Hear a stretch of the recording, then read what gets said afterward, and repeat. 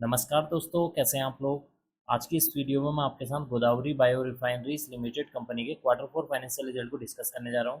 Company ने अपने मार्च quarter four financial result को आज के दिन यानी कि 24 मई को डिक्लेयर कर दिया है, जो कि मिला जुला देखने को मिल रहा है।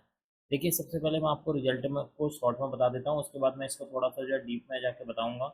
शॉर्ट में सबसे पहले बात कर लेते हैं रिवेन्यू के बारे में। देखिए, इस क्वार्टर में कंपनी की जो रिवेन्यू है, जब हम उसको year on year wise compare करते हैं तो उसमें अराउंड जो है 5% की गिरावट देखने को मिल रही है। कंपनी का जो प्रॉफिट बिफोर टैक्स है, जब हम उसको year on year wise compare करते हैं तो उसमें अराउंड जो है 5% की तेज़ी देखने को मिल रही है। कंपनी का जो नेट प्रॉफिट है, जब हम उसे year on year wise compare करते हैं तो यहाँ पर 10% की जंप देखने को मिल रही है।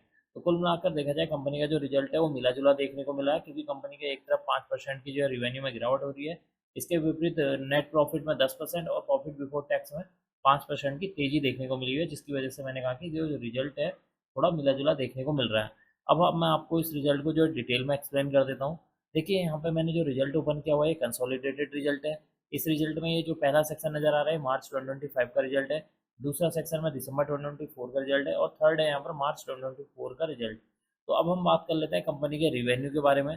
देखिए, इस क्वार्टर में कंपनी की 579 करोड़ की यहाँ पर रिवेन्यू जनरेट हुई है। प्रीवियस क्वार्टर में देखेंगे तो 447 करोड़ की रिवेन्यू जनरेट हुई थी। प्रीवियस ईयर मार्च 2024 में 615 यानी कि 615 करोड़ की यहाँ पर रिवेन्यू जनरेट होती हुई नजर आई है। इसका मतलब कि इस क्वार्टर में कंपनी की जो रिवेन्यू है, जब हम उसको year on year wise compare करते हैं तो रिवेन्यू में अराउंड जो 5% की गिरावट हुई है। अब हम बात कर लेते हैं अदर इनकम के बारे में। इस क्वार्टर में कंपनी की 9 करोड़ की अदर इनकम, प्रीवियस क्वार्टर में 3 करोड़ और प्रीवियस ईयर मार्च 2024 में 1 करोड़ की यहाँ पर अदर इनकम देखने को मिली हुई है। इसका मतलब कि इस क्वार्टर में कंपनी की जो अदर इनकम है वो बढ़ती हुई नजर आ रही है। अब हम बात कर लेते हैं कंपनी के खर्चों के बारे में कि इस क्वार्टर में कंपनी ने कितने करोड़ के खर्चे किए हैं।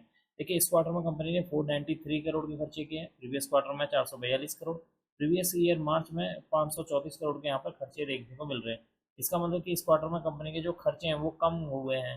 क्यों हुए कम? क्योंकि उसमें गिरावट क्यों हुई है? क्योंकि कंपनी की जो रिवेन्यू है या सेल्स है उसमें गिरावट हुई है, जिसकी वजह से कंपनी के जो खर्चे हैं वो भी यहाँ पर गिरते हुए नजर आ रहे हैं। अब हम बात कर लेते हैं कंपनी के प्रॉफिट बिफोर टैक्स के बारे में कि इस क्वार्टर में कंपनी का प्रॉफिट बिफोर टैक्स कितना करोड़ देखने को मिला हुआ है। देखिए, इस क्वार्टर में कंपनी का जो प्रॉफिट बिफोर टैक्स है वो 95 करोड़ है। प्रीवियस क्वार्टर में देखेंगे तो यहाँ पर 8 करोड़ था और प्रीवियस ईयर मार्च 2024 में 90 करोड़ यहाँ पर प्रॉफिट बिफोर टैक्स देखने को मिला हुआ है। इसका मतलब कि इस क्वार्टर में कंपनी के, अगर हम प्रॉफिट बिफोर टैक्स को year on year wise compare करते हैं तो यहाँ पर कंपनी का जो प्रॉफिट बिफोर टैक्स है उसमें अराउंड ये 5% की जंप देखने को मिल रही है, जो कि इसके लिए एक पॉजिटिव पॉइंट है। अब हम बात कर लेते हैं नेट प्रॉफिट के बारे में, यानी कि मुनाफे के बारे में कि इस क्वार्टर में कंपनी का मुनाफा कितने करोड़ देखने को मिला हुआ है। देखिए, इस क्वार्टर में कंपनी का मुनाफा 71 करोड़ है। प्रीवियस क्वार्टर में 5 करोड़, प्रीवियस ईयर मार्च 2024 में 65 करोड़ देखने को मिला हुआ है। इसका मतलब कि इस क्वार्टर में कंपनी का जो नेट प्रॉफिट है वो बढ़ता हुआ नजर आया है। परसेंटेज वाइज देखेंगे तो यहाँ पर 10% की जंप देखने को मिली हुई है, जो कि इसके लिए एक पॉजिटिव पॉइंट है। एंड में डिस्कस कर लेते हैं कंपनी के ईपीएस के बारे में कि इस क्वार्टर में कंपनी का जो अर्निंग पर शेयर है कितना देखने को मिल रहा है। देखिए, इस क्वार्टर में कंपनी का ईपीएस यहाँ पर 14 रुपीज़ 5 पैसे देखने को मिला हुआ है। प्रीवियस क्वार्टर में देखेंगे तो 1 रुपये 31 पैसे। प्रीवियस ईयर मार्च 2024 में 15 रुपये 54 पैसे देखने को मिला हुआ है। इसका मतलब कि इस क्वार्टर में कंपनी का जो ईपीएस है वो भी बढ़ता हुआ नजर आया है। क्यों बढ़ा है कंपनी का ईपीएस? क्योंकि कंपनी का जो नेट प्रॉफिट है वो बढ़ते हुए नजर आया है। कंपनी का नेट प्रॉफिट क्यों बढ़ा है? क्योंकि कंपनी का प्रॉफिट बिफोर टैक्स बढ़ा है, जिसकी वजह से आपको ईपीएस भी बढ़ता हुआ नजर आ रहा है।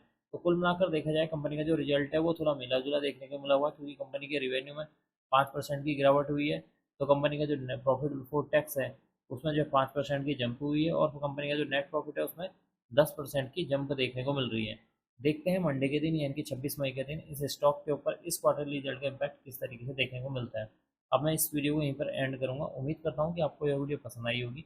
अगर आपको यह वीडियो पसंद आई तो please like share and subscribe करना ना भूलें। Thank you.